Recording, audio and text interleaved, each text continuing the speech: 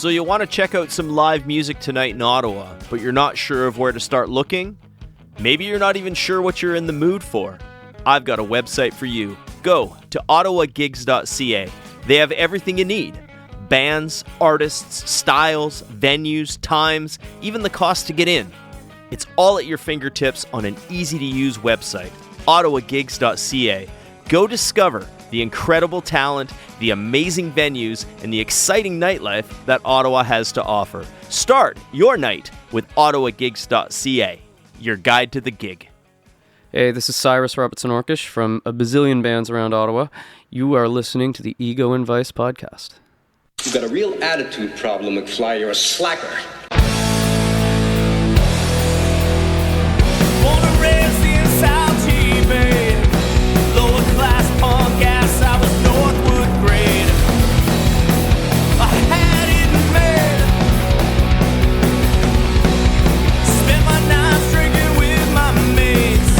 Just a short bus ride up to PA. Red River Raid. Then I hit the wall and I knew I had to bounce. They still say that 19 years ago, and I got the hell out. From time to time you may see me hanging around. Now I feel like a stranger in this town. Crocs and rolls is where I learned to play.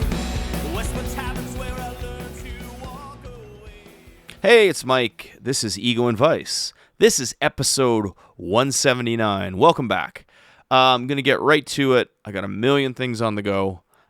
In Southwood Studio this week, I had the two members of the duo, No Helmet. I had Cosmo. I had Chris. Super good dudes. I ended up knowing Cosmo for maybe the last 20 years. Totally lost touch. Didn't realize that we used to be in bands around the same era. Back in the good old days. Back in the big money shot days. Crazy. Yeah, small world, small scene. Great conversation. No Helmet. No Helmet and Goat, along with Victor Complex, have a show at Turbo House this Sunday in Montreal. That's August 9th. Hey, Montreal friends, come check it out. This is Defiant Blue Skulls. This is No Helmet. This is Egoandvice.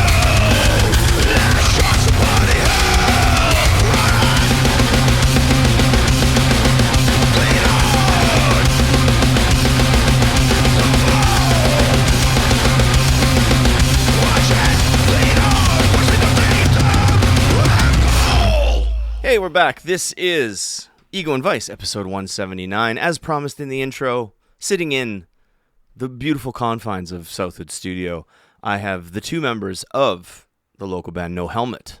I have Cosmo, I have Chris. They made it down. How's it going? Awesome. Thanks for having us. This is quite a setup here. Well, I figure, what is a recording studio? Who knows? What is a podcast studio? Who knows? You know, it's just a room where you sit. I try to make it comfortable, just so people can, look around and maybe feel amongst the local music, I guess. Because the posters on the wall, that's basically what they represent. It's like a timeline. They are very random. It's a random timeline of sometimes in Ottawa. Oh, awesome. This is one of the most professional rooms I've ever been in. Wow. Yes, sir. I'm gonna have to cut that out and just put that on like the. Yeah. No, the vibe is great in here. This is awesome. Yeah, that's very, a quote. very That's a quote. Yeah. Oh, I appreciate it. It's funny. The more people I have, more bands that come in and out of this room, it reminds me how small Ottawa is sometimes. Yeah. Because Cosmo, Yep. you walk through the door, and I was just like, for some reason, I was just like, do we know each other? And we go back to the first thing you brought up was the Live Lounge. Live Lounge, yep, 88.5. Which was a huge favorite time of my life. Same. Back in the day. The big money shot days, 88.5, the Live Lounge. And you played in a band called Auto Racing. Yes. I remember that band. You remember my old band, Yes. Our Mistake. Yep. So we'll touch on some history. Chris, were you around in those days, the Live Lounge days? Kind of, not necessarily really in the scene. I was always playing in random bands here and there. As one does. Yeah, one of the former bands I was in, we actually got to play the Big Money Shot and made it to the final 5. And as you know, we were grouped in with the other 4 that didn't move on. So, but yeah, it was a great time. But yeah, I was in and around. I only moved to the city in about 2000. So. Okay. Yeah. Okay. Great. So you've both been playing. You've been in Ottawa for a long time. No Helmet. I looked back through my crack research, as I always do before a podcast, which is basically Instagram. 100%, yep. The first post I saw on Instagram was around the year 2020, May 2020. Mm-hmm. Yep. Does that make sense? Yes. Are you a pandemic band? You know what happened? We're cusp pandemic. Cusp band. Yeah. Okay. So we got together right before. Mm-hmm. We, Chris was, I asked him to fill in for the final auto racing show? Yeah, I think so. So we got together, did that at Mavericks. At Mavericks, of course. Yep. Yeah. And then right after that, we continued playing, and I had a scheme.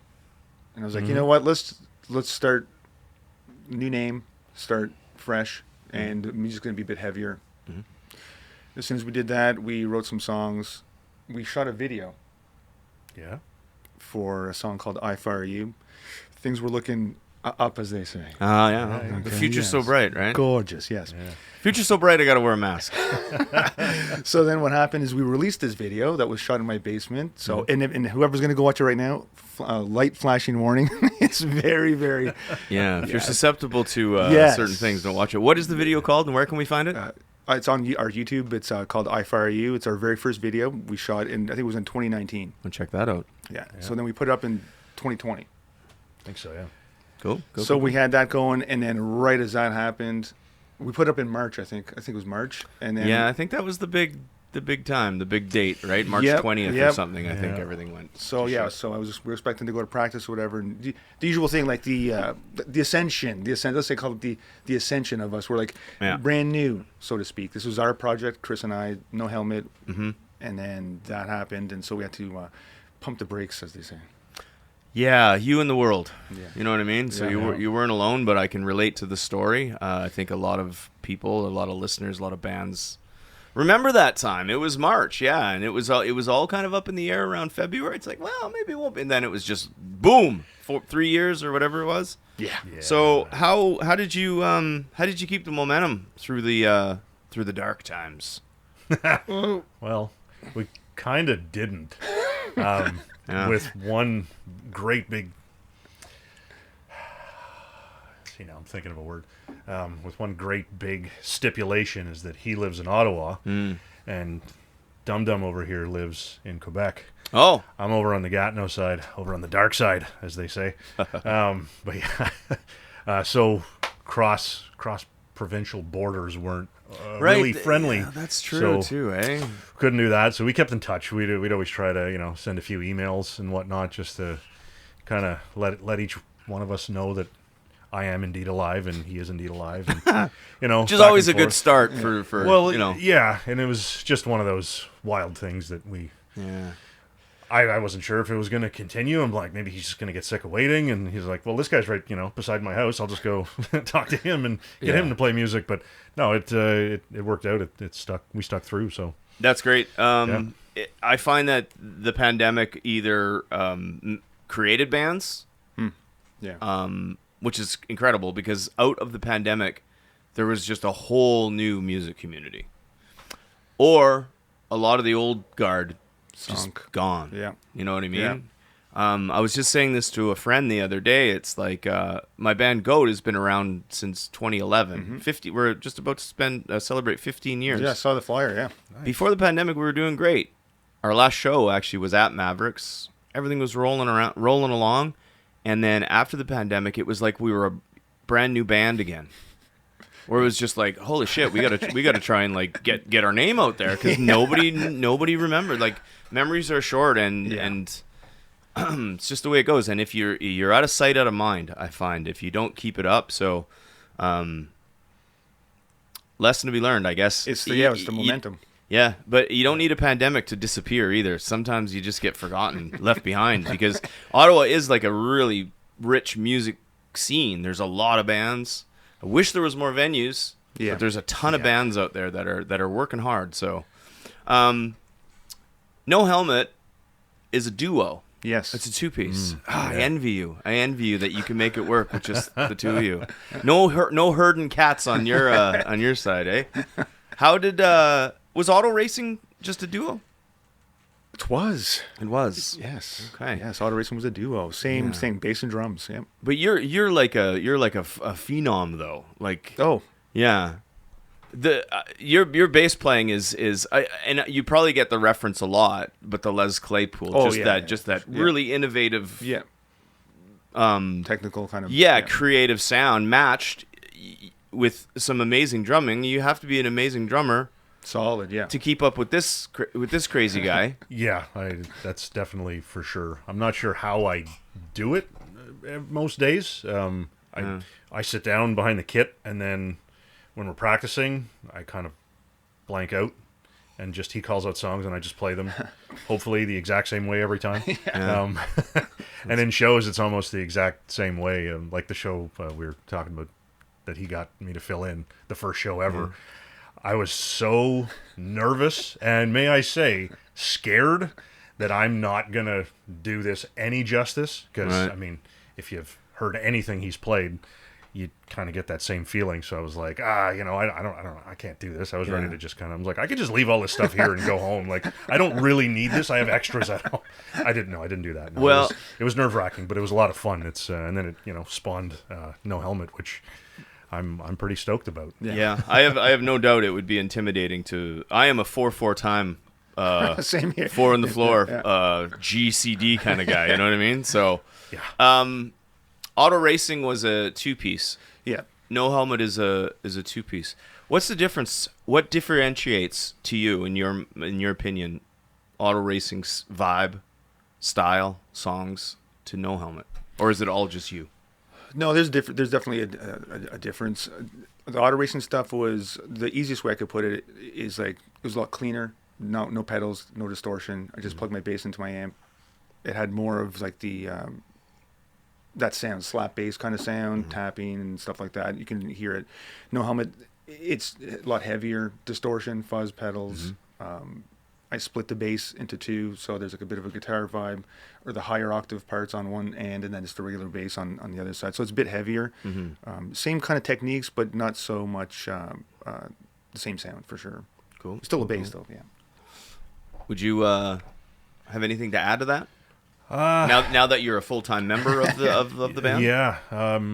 Wait, what did you say I could say? No, I'm just kidding.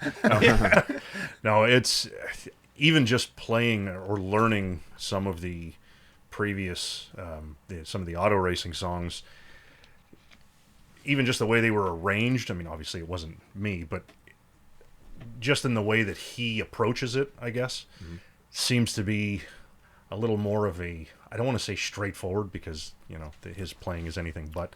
Yeah. But it's a little more based on the heavier, I don't know if dronier is the right word, a little more direct and in your face kind of thing. It's a lot of fun, a lot more energy. Right. To me anyway, and that's actually I forgot to say that. Well said.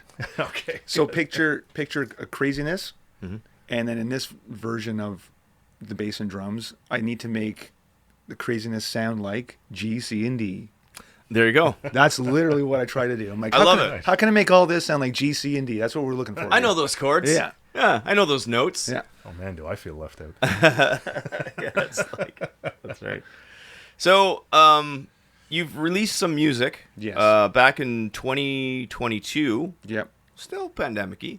That's you released self-titled EP number 1, right? Yep. Yes. All original songs. Are you the primary songwriter? Yeah. Okay. You're I'm just hanging in there, giving her. I'm riding in the love back it. of the limo. Well, you guys suit each other super good. I've been listening to a lot of No Helmet just periodically through the course of knowing that we're playing a show Yep. this Sunday, which we'll get to.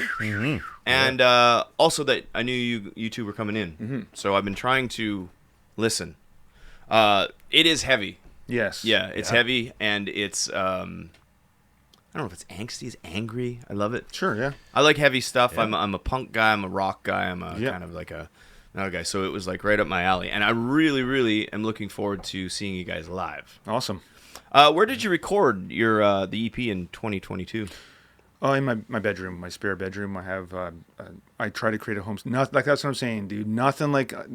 For those who are listening, if it looked like anything like this room, it would. My thing would sound a lot better. You don't have leopard skin sheets over your futon? No. Okay. I'm kind of disappointed, cause Yeah, you got to step up your game. Step your game up. Well, I got an N64 with a TV in there though, so there's. Oh, sweet! I have a GameCube. I have a GameCube. Yeah, nice.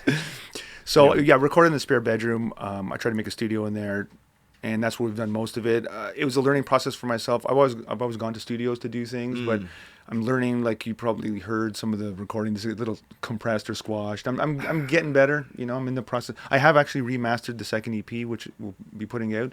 But I'm always getting better because for other music I can do it, but for this type of music, I have way too much of a bass bias, obviously. Yeah. And that just kills all the headroom for anyone listening. But I'm the wrong guy to do that. But I'm getting a bit better where it's like I understand how it's supposed to sound a bit more, whereas before it was just like crushing everything and trying to make it loud, Right. I think recording yourself, God, it's just I just came back from the studio. Over the last couple of months, we're making a new EP, Goatis, and I've been working with a producer and an engineer that I've worked with for the last 20 years. Yeah, nice. Yeah. So we know each other upside down. You know what I mean? Yeah. But it's like the tracking's super easy, but it's the mixing and that's the part that drives me crazy. It's just like I'd send him a text, it's like, there's this part of the thing that can you do that? He's like, oh yeah, but I'm out of town for 2 weeks. I'll get it as soon as I get back. And it's just like, Jesus. I know. The only thing I could do it myself, I do demos down here and whatnot, but I can't record drums. If I could record drums, I could write my own ticket. Right. And then I could sit here and like a mad scientist in his little office and mix the shit out of it for hours and hours and have 1,900 different versions. That'll never be finished, but that's cool. I said that this winter I'm going to devote my hobby to learning how to record drums properly. Yeah. I'm either gonna purchase or I'm gonna buy. A purchase or rent, I mean, like a really good digital kit. E-kit, yeah. Yeah. Nice. Do it, dude. Do it. And anyway, I got off track. No. Cool. Where are we at? 15, 16? Anything off that first EP you want to let the good listener hear? Off the first EP, I'd say listen to the version on there, I Fire You. I Fire You. Oh, that's the one. Yeah. That's one you talked about. All right. This is I Fire You. Video at No Helmet on the YouTube page. Yep. And bring your sunglasses for that one. Yeah, be careful. It's a little flashy. This is No Helmet right here on Ego and Vice.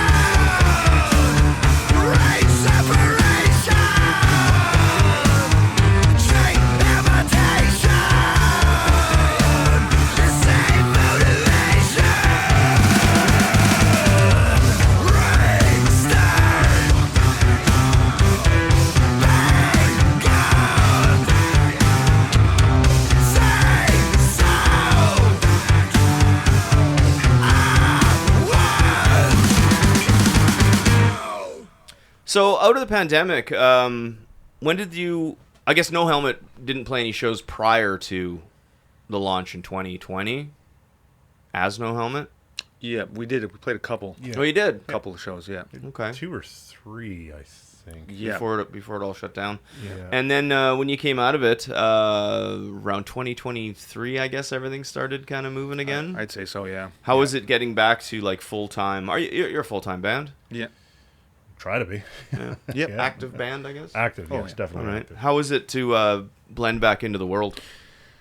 Oh, it was hard. It was. There was so many unknowns. Like didn't know what was going on. Should I contact the same people that we were using before? Are they doing shows? Started there. They kind of weren't, or it was they didn't know either. And then there was like the restrictions and can you get in? Can you do this? Can you do that? So it was hard to navigate. I'd say it was probably when things started to open up. It was probably like half a year, even after that, till we got going again. Mm-hmm. And it was right before maybe 2023, 2024 even. Yeah. I'd say. Yeah. When everyone felt when it was worth it, when everyone felt kind of better about gathering, I find, because I think I went to shows earlier and they had a weird vibe to them. Yeah. Where everyone wanted to be there, but no one was really ready to be there yet. So it was like, why am I here? Yeah. Anyway, I went to the DOA show. Oh, cool. At the Dom, and I got COVID. So did half the room, but it was a good show. Nice. 2024, you released EP number 2, Yes. self-titled. Yeah. How is that as an improvement on the recording over the first one to the second one? Did you learn lots over the couple of years? Yes. So if I'm being honest here, because we're all friends here. Sure. So the recording sound took a hit. So the better I thought I was getting with it, I started to add more and more bass and distortion. You Chinese democracy'd it? I started to add more bass, more distortion, and I was believing in isolation that it was heavier and better, and it ended up being just squashy, and so I realized what happened now. But I was excited for the songs. The songs that we created they were more of our own. Because I'd bring Chris the songs, and it'd be like, learn this, or I'd give him a demo, learn this, and then over time, as you get in trust, then I'd start thinking, not out of laziness, but out of need, to be like, maybe I'll bring this riff to practice, and then he can Come up with something. finish it there. Write his part. Yeah, it's like maybe he can start. Maybe I don't know. I get it. I get that control thing. It's not control. It's just the creativity, and you hear it in your head, and you work so hard on it, and then you bring it to somebody else, and you're sharing it, and they immediately go, "What about this?" And you're like, you don't want to like shit on anything, but you all still want to be like, well, why don't you try it a little bit completely different? Yeah, well, that has definitely happened to me before. But with Chris, I think it was more so of like I had a lot of trust in him because, of course, all I ever wanted was him to play the same beat the same way. Well, it's working because go G, C, D, like no weird stuff. Even though he's capable of doing a lot of things, between us, I was like, double kick. This is the way it goes. So then I started being able to lay off on some of the demos, right, and just bring in the riffs, and then just say, put some of that stuff on there, and then we're good. And she's done it. Yeah, I think songwriting and band dynamic, it's a whole other podcast that we could just talk about forever. And there's so many different methods and styles. I'm the same way where I'll come home and I'll demo something out fully. It might be on a drum machine or something like that, but I'll bring it to band and they'll be like, well, what do you want us to do? I'd just be like, well, just listen to the fucking demo. Just play that. But sometimes they'll like my other guitar player Shane, he'll do some kind of weird riff and I'll be like, what was that? Yeah. What didn't I think of that? Yeah. But it sounds, keep doing that, you know what I mean? They put their own little flair and their own personality into it. My drummer and Goat, I've been playing with him since I was a kid. Yeah. Like we've always been. Nice. Anyway. Yeah. We don't want it, but we don't want, as songwriters, we don't want anyone's other, we don't want ideas. Come on, I can tell by those tattoos you don't want anyone's ideas. Just kidding. In the end, you got to be cute. You got to be quality control, right? That's pretty much what it is. You know what? That's true. It's about quality control. It's not about like you don't want to collaborate. It's just you know best. Yeah, like if we're gonna do a cover song, play what you want. Put your flair on it. But if we're gonna play, nobody writes and plays Goat songs better than me because they're my songs. So and unless you have like. It's like, my thing is like, I'm completely open to ideas, but if you don't like something and you don't have any idea of how to replace it, then 100%. It's just like, well, I guess we're going to stick with the you can't not like something and say, well, what do you got? No, nothing. 100%. I just don't like it. Well, yeah. Maybe you're in the wrong place. Maybe go start your own fucking band. Yeah, you got to add something, I love my guys, I do. 100%. They're amazing, and I don't mean to sound callous or cold or... No, I think it's... It's a good conversation to have because I think I think it's a reality for most songwriters. Let's say, and is there's always trying to be nice, and we're nice guys. Yeah. I think everyone's nice. You know what I mean? But it's just like you're not gonna let someone else, I don't know, dress your kid for the first day of school. I guess I don't know. Yeah. I don't know. I don't know these things. I don't have kids. Yeah, it's what's. That was a good one though. I'm proud of myself. Good one, dude. Pretty good. That was pretty good. Chris, do you write songs? Are you a songwriter? Oh God, no. That's why we match so well. I keep saying this to anyone who's ever brings up the conversation of bands or anything I play, is that it's nice to have someone who knows in his head front to back at least a general direction. Because I can't play guitar like you guys were talking about chords a while ago. I don't know if you couldn't see my eyes cross or the wind pass through my ears or anything. I know nothing about that, and I should learn. You'd think I'd been here long enough. I would try, but it works out great because he can do all of that, and I'll never say, oh no, don't do that, because like you said, I don't have a better suggestion. Because when I hear it first, I'm like, yeah, that sounds badass. Let's do that. I'll try and put my own touch on it, from time to time, and for the most part, it's generally well received. Sometimes it's like, maybe that doesn't work, or you're starting on the wrong. Because, when he plays the first couple of times, I'll admit, I don't always catch where to start or where I should come in until he explains it. And then I'm like, oh, yeah, that makes total sense. See, I told you, Cause. That's where I should have came in. Yeah. That's the whole joke. But no, it seems to work out because I'm really open, and we seem to have a very similar, at least direction in terms of what we want No Helmet to sound like.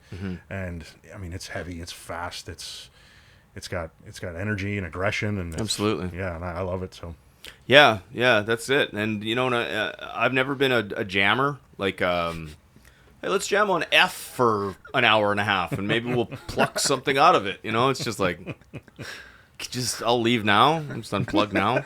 That's awful for me. Anyway, to each his own. But I like having something there. Yeah, Let's build off this little pound of shit I've made. Yeah, no, it's your way. It's You know your what I way. mean? Yeah.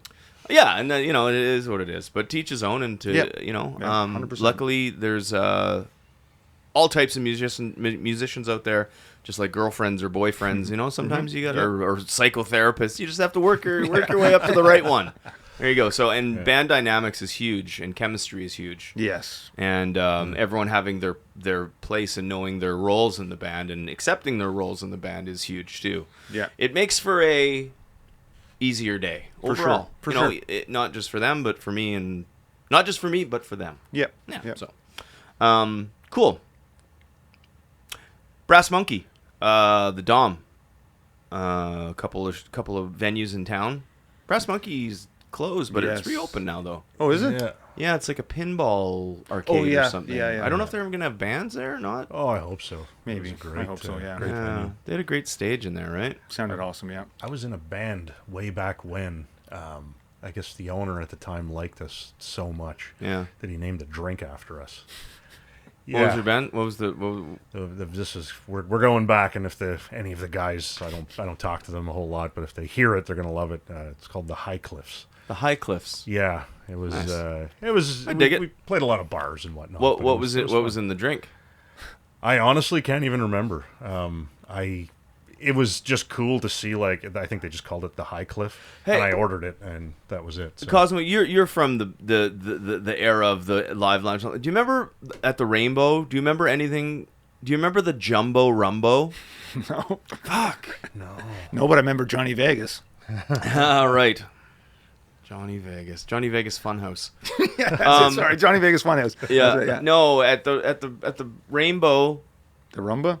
the Jumbo Rumbo. Jumbo Rumba? They swear that it was never a drink, but I swear it was. It was a pint glass basically full of rum. Whoa. Wow. The Jumbo Rumbo. I witnessed with my own eyes you said it's someone true. enjoy a Jumbo Rumbo. Yeah. But Rainbow back then, they're different. I might be different owners now. Anyway, sorry. Some of this might not make the podcast. It just popped into my brain. The Jumbo Rumbo. If anyone knows anything, this might make the podcast. If anybody knows anything about the Jumbo Rumbo at the Rainbow, was I dreaming? Was I delusional? Anyway, Jumbo Rumbo. You went to Toronto, Bovine Sex Club. Yes. How'd that go? Oh, it was I love awesome. that room. Yeah. Super good vibe. Good people. It was a great show. It was our first time there. Mm-hmm. Yeah. So we brought some cheap heat, as we call it, and we did our best Wow. to entertain. And it went well. That's good. That's good. Toronto. I was just in Toronto. I'm in another band called the Riptides. Yeah, I know those guys. Yeah, they've been around forever. I haven't been in the band for as long as they've been around, but I've been in the band for about 8 years. We went to Toronto a couple months ago. Toronto's like a really big city. Yeah. We played at Sneaky D's. Oh yeah, legend. Yeah. And I used to like going to Toronto because I was younger and it was more fun and it was an adventure and I used to drink a lot. So I was like, woo! Yeah. Going there older and sober, it's a lot to do for 35 minutes on stage. It's a lot of effort for that 35 minutes to get there, parking, carrying shit upstairs, downstairs, play the show, then you got to leave, you got to do it all. Anyway. Still fun though, dude. And you know what? It's still You did it. I did it. And you're going to do it again. I know. I just like I said, I was talking about the podcast where it's just like I should just retire. You know what I mean? But it's just yeah. So how often do you play a year? Do you figure?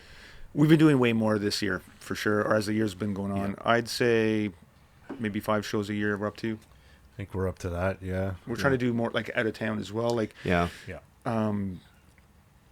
yeah, it's. I like Ottawa. I love Ottawa a lot. It's cool because there's places to play. Not that many, but you can always fan out. Montreal's a couple hours away. Toronto, even though, you got to go there a bit more effort, but it's just a slingshot away, let's say. Yeah. And you can come back and you can play those places, and also just down the 401, the route. And there's good people out there, and the scene is pretty healthy. Like the province has a lot of still good venues along the Of corridor. course. Yeah. I've always said, I've said this before on this podcast, is that Ottawa is a great home base because we're so close to everything, right? We can go play in Toronto and not have to fucking live there. Yeah. Well, that's just my opinion. Yes. Montreal is awesome. So much fun. I would actually live in Montreal if I could, except all my shit's here. You know what I mean? Yeah. Let's talk about Montreal real quick. I think the way we got just kind of in touch this time, so Katerina from Nixik reached out and said, do you want to play Turbo House? I said, absolutely, that sounds great. It's hard to get a show in Montreal unless you're tied into promotion now or to a promoter, unless you want to go play like a Ask-A-Punk or someone's kitchen or something. Yeah. You know what I mean? Yeah. So she also said, do you know of anyone else from Ottawa that wants to come up? So I talked to my friend and co-host, Vic, and she's in a band called, it's her own band, Victor Complex. Do you know Passenger Princess? You know I've heard of You them. should really check them out. They're new. Awesome. They've been around a few years now. Yeah, they're awesome. Yeah. You should see them live, too. They just absolutely fucking... Awesome, yeah. So good. So yeah, we're going up, and then I was looking at the bill, and I saw No Helmet. Yep. And I said, who are those guys? Yeah. And I found out you were from Ottawa, and then I think I responded right away, and I said, hey, Yeah. how would you like to be on the podcast? So thank you for being here. What a weird chain of events thing. It was. I didn't know it was. I didn't know what was going on for the whole thing. And then there's some messages because I've been trying to get shows actively, and there's different promoters, like I said, trying to talk to other promoters in Montreal, and then that popped up. Yeah. Yeah. So I'm excited to share the stage. Me that too. night. Dude, it's gonna be great. We know it. You know it. Yeah. You know it. Yeah, it's gonna be a fun night. We're leaving on like Sunday afternoon, just heading up and kicking around. I don't know what the load in and everything is, but Same. Yes, to all our Montreal friends, No Helmet and Goat and Victor Complex, Neurotoxic Cocktail, Sunday, August 9th at Turbo House, a Nick Sick production promotion. Very Come cool. check it out. Very cool looking room as well. Yeah, let's catch up. I miss my Montreal friends. Yeah. I was in Montreal on that little Riptides rip after Toronto, and Nice. that was actually not too bad, that one. Yeah. Yeah. Drove home after. Was late. Actually, as soon as I was done playing, I was just done because we did like 4 shows or something, Toronto and Ottawa, and then I can't remember, but I was just done. I was tired and I had to work the next day. And as soon as we were done playing, and I felt bad, but I'm like, guys, I gotta go. And the Riptides are like, they have like the singer and the bass player, and they are the band. I'm just the guitar player. I consider myself like a free session guy or state touring guy. So as soon as it was done, it's like boom, thank you for the Riptide. I was like walking out the door. As I was leaving Ottawa, I was still leaving Montreal, like on the highway, I was still sweating from the gig on my way home. So. Yeah. Anyway, that's cool. Has No Helmet played Montreal before? No, not yet. Okay. First time there. Yep. Sweet. A lot of fun. Yeah, it'll be a while since it's been a while since Goat's been there too. So it's gonna be a weird show though. We're a 4-piece, but our second guitar player can't make it. He ended up having something, but we were already said yes, so we're gonna stick to it. 3-piece, That's fine. Goat was a 3-piece forever, but our bass player broke his leg, broke his ankle. Oh no. That was like about a month ago now. So he's got like a walking boot on, but he still needs a cane. So it's not only we're not a 4-piece, we're gonna be a 3-piece, and our bass player is gonna be sitting in a chair. It's gonna be a weird gig, man. Gonna Dave Grohl it. Yeah, it's still gonna be. Oh, we should get him a throne, eh? Yeah, it should be fun. So you had a single come out in 2024 called "Defiant Blue Skulls." We sure did. Is that what it was? Yeah. All right. Single, no EP3. No. We had an EP3, and then I started listening to the very good music gurus on Instagram saying you shouldn't do this and you shouldn't do that. And then I got really confused, spun around, and then just started putting out singles. Right. So we do have lots of songs, so we're going to start putting them out more frequently. Mm-hmm. There was another song we released this last year, Doomsucker. We have a video for that as well. Mm-hmm. Our YouTube is pretty active, but we haven't released a single for it yet. Well, Okay. I mean, sorry, I haven't released a single for it. Chris has been waiting for years. He knows all the songs too. He's like, I think there's 50 songs. Yeah. Yeah. He's like, what's this wee shit? Where do you stand on the whole like EP release or album release over singles? What's your opinion on that? What's your take on that? That's an interesting one. Oh, you mean like Well, you said you were talking to the or you were listening to the music gurus I and got stuff. swayed. and Yeah, I got tricked. Actually, that's what you I decided to go single wise. How do you feel about that? Do you think singles that's the way to release music, or are you like a full album guy back in the day? I personally, I would put all of them together and put them out there that way. And you hear over the years, or it's like no one listens to stuff like that. My opinion now is whatever works for like how you personally want your music to go out, put it out that way. Sure, singles work to keep eyeballs on things. I think what the benefit of just singles is that what I'm trying to do next is if we put a new single out, keep pushing it for as long as possible. Don't care if you know your friends because they've been hearing the same song 3 times. There's always going to be new people. Of course, 3 it's months new to from somebody, now. right? Yeah, so if my friends get tired of it, that's fine. Yeah. You're trying to reach the person 3 months from now, 4 months from now. We're playing a show together. Yeah. We haven't played a show together, right? So you get to see us live. We get to see you live. Sweet. Yeah. Well, it's half of us. Well, you know what I mean? Like, there's always new experiences. And yeah, if me personally, if it was up to me, I would release EPs all the time. Yeah. Chris?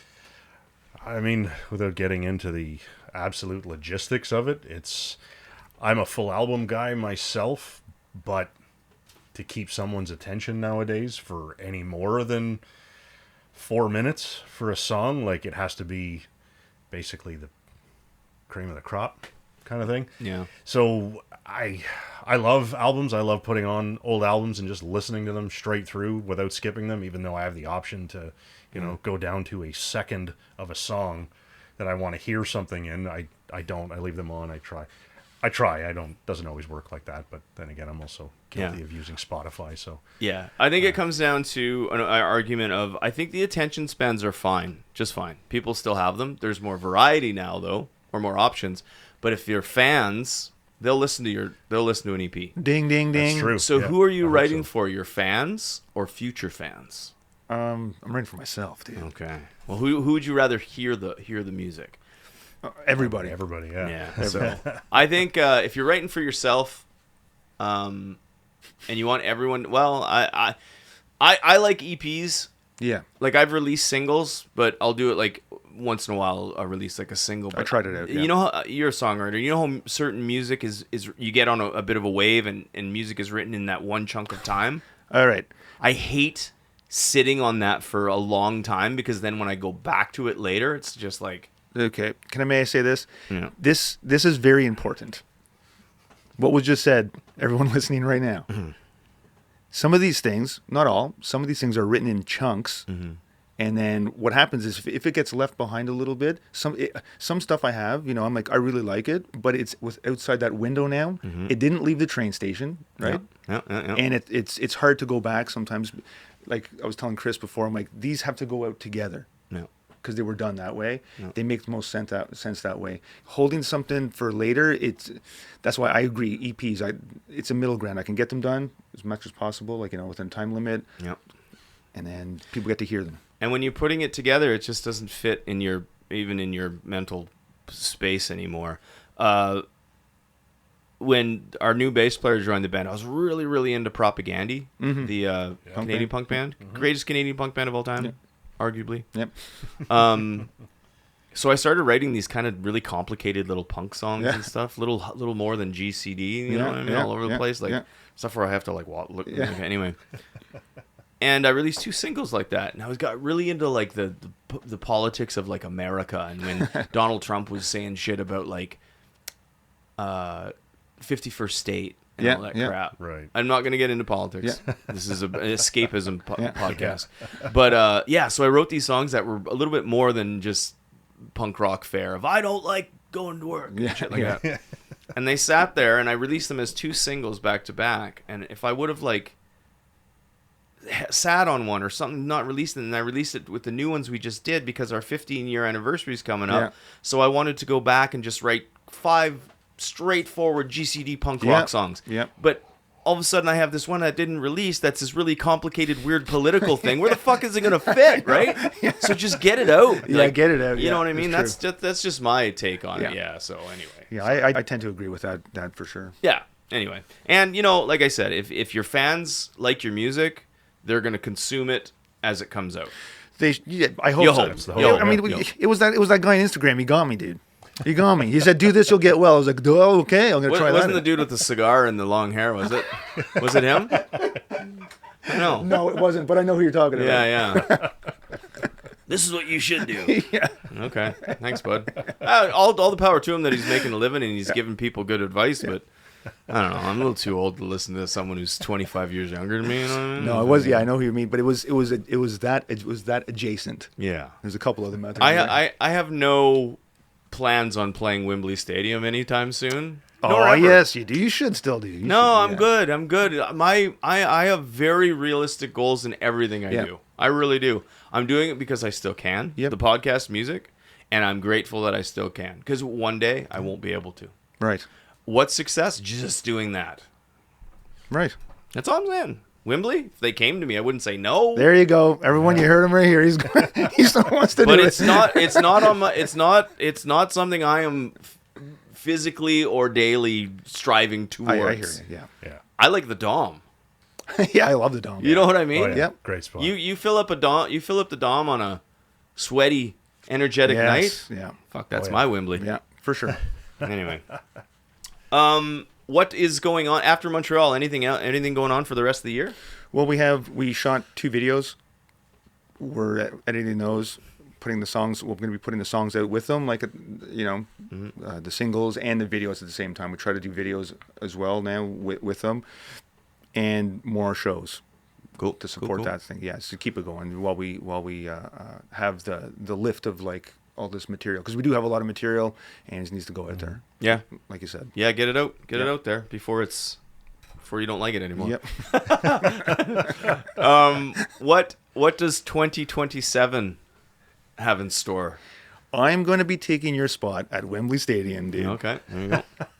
But if you want it back, I'll give it back to you. Just remember the little guy. Just remember the people you stepped on to get there. That's all. No, 2027. Basically, just from my side, I just want to.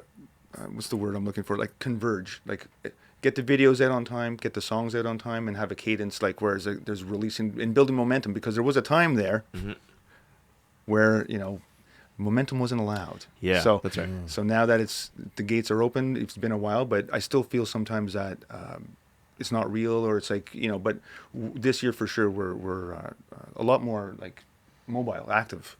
So focused as well. Next year, hopefully double the shows and double the output of music. Well, hopefully we can share a stage in Ottawa at some time. For sure. I hope so. Wait. Let's see how Montreal goes.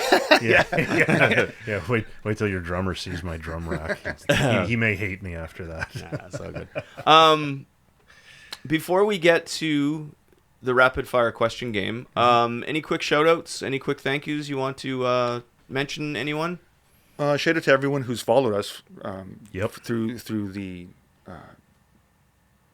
early 2020, what's it called, Ian? Pre-pandemic. There you go. The pandemic. Everyone who stuck around, because we're not a huge band yet per se, but we do have like a following that does purchase things and follow us. It's kind of like a musician's music for sure. So cool. Shout out to them. Shout out to all the promoters who've helped us and got us shows, because it isn't easy booking us or putting us somewhere, because there's 2 of us, and unfortunately sometimes they need to sell tickets, and that's what comes first, and we're just looking to play. That's right. Yeah. I'll do a shout out to my fiance, because she's the one who's got to listen to us every week when we practice, and it's amazing that she makes it out to any show, because she has to listen to all our nonsense. Yes, shout out all the time. So shout out to her for Yes. putting up with it, and even showing up to the show and 100%. looking at us and going, "I wonder what you're going to play." It's like, you probably know it better than we do. So. What's her first name? Marie Claude. There you go. Shout out direct Yeah. from the fiance Chris from No Helmet. Okay, do you want to play the rapid fire question game? Sure. Time for 13 questions with the band. Yes, this segment's back again. It's called 13 questions, but I only asked 6, maybe 5. Okay, this is 13 questions with the band. No Helmet edition with Cosmo and Chris. Now, I always give the rules. I have 13 questions. I don't ask all 13. I ask from the 13. Ah, Sweet. yes. Okay. Here we go. Question 1. What is your death row meal? Shepherd's pie. Lamb or beef? Beef. That's a cottage pie, my friend. Then cottage pie. Okay. I don't know. Pass. Pass. First pass.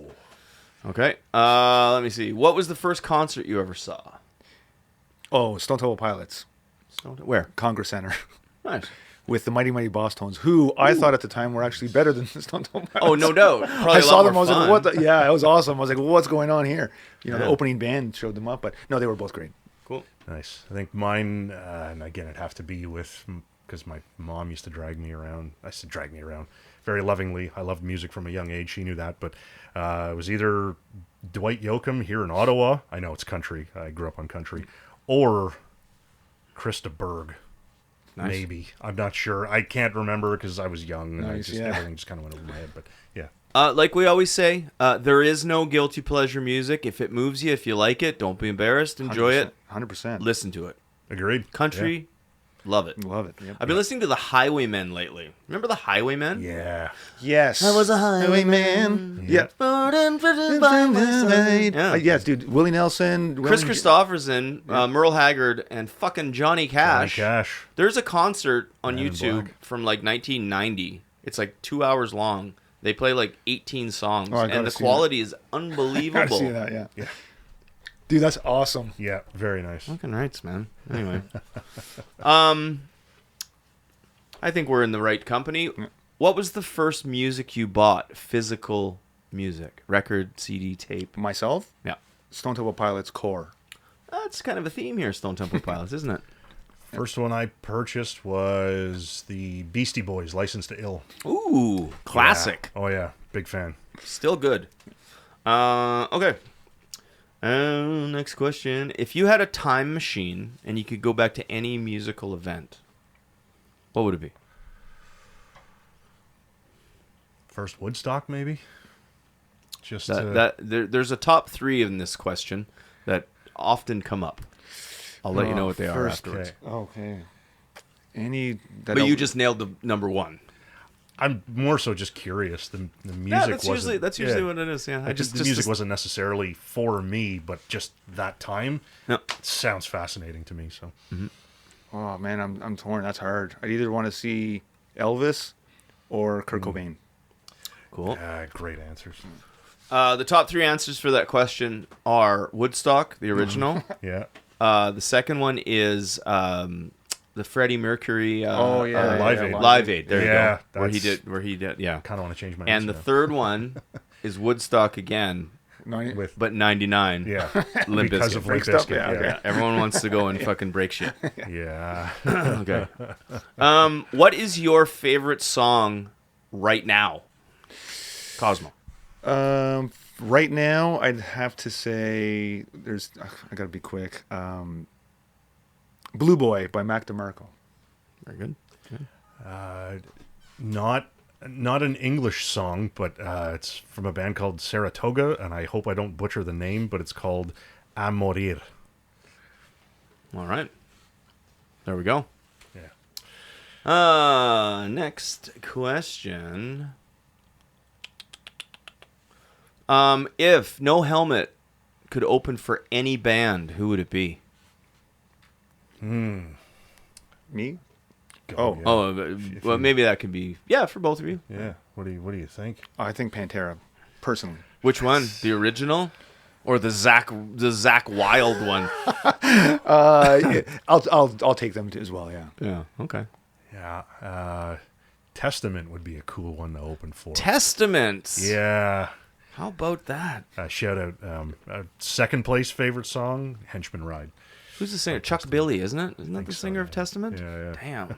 You guys are awesome. Okay, if you could have a drink or a meal, let's keep it in the music department, with any musician.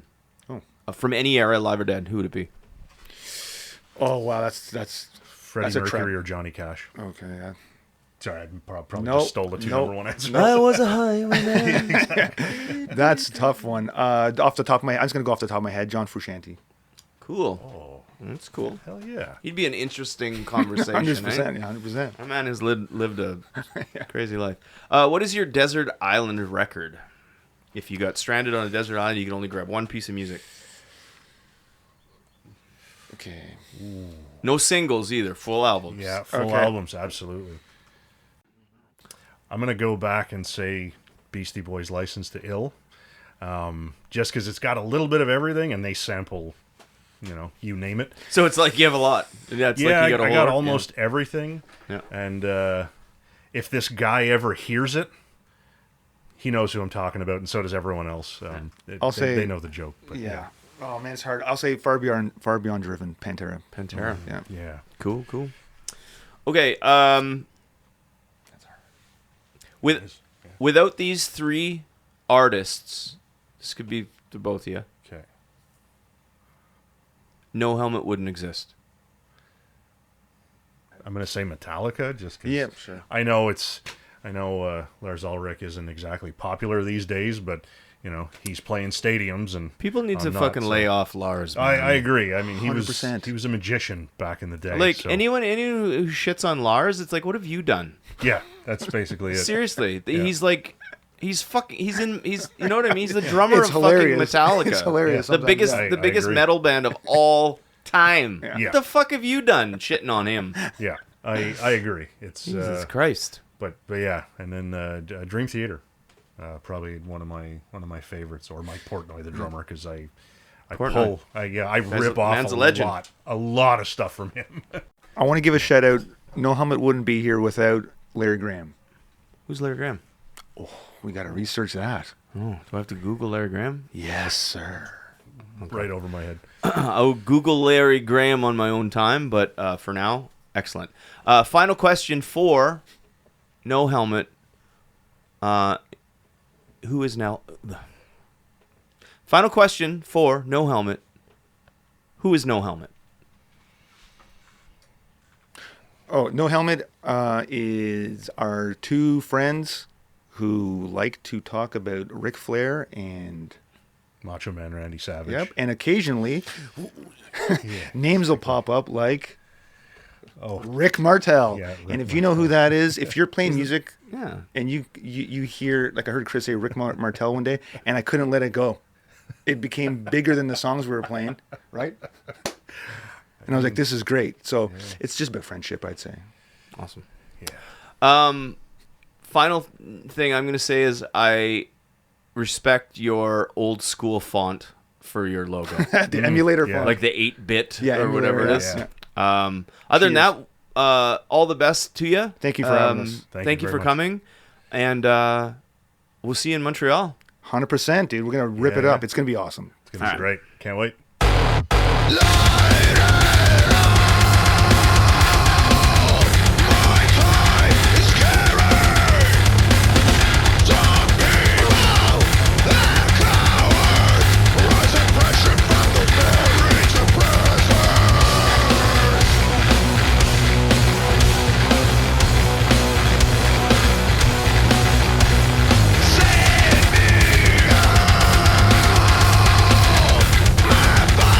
It's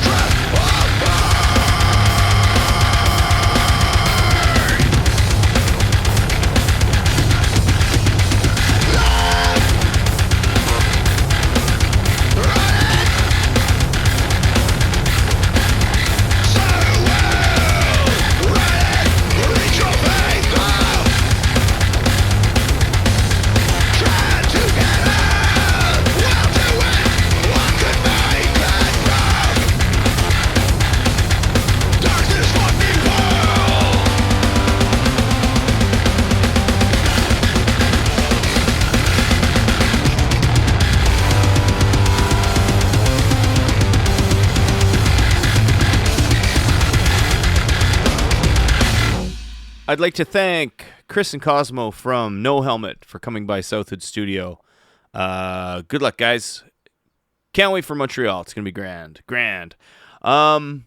you want to get a hold of me, if you want to get a hold of Max, if you want to get a hold of Vic, egoandvice@gmail.com. If you want to check out the podcast, go to egoandvicepodcast.com. The home base, the HQ, the fortress of solitude, everything Ego and Vice. Anyway, that's it for me. Thanks. See you in Montreal. You've got a real attitude problem, McFly. You're a slacker.